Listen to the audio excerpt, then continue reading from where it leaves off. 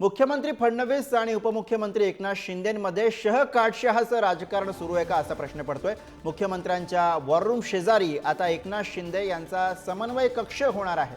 राज्यामधील मोठ्या प्रकल्पांवरती उपमुख्यमंत्री एकनाथ शिंदे हे लक्ष ठेवणार आहेत।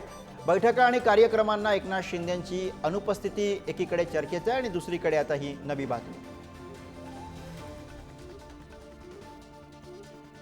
असं आहे की त्या ठिकाणी आमचंच ऑफिस होतं जेव्हा मी उपमुख्यमंत्री होतो, ती जागा त्यांच्याच करता होती।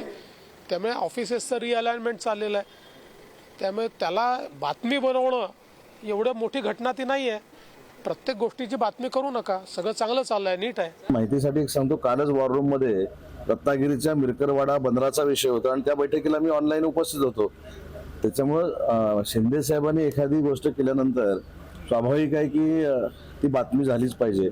पण कोऑर्डिनेशन रूम म्हणजे काय, जे प्रकल्प आहेत ते लवकरात लवकर महाराष्ट्राचे पूर्ण व्हावे, याच्यामध्ये जर एकनाथ शिंदे साहेब पुढे पाऊल टाकत असतील तर खरं तर आपण सगळ्यांनी त्याचं स्वागत केलं पाहिजे।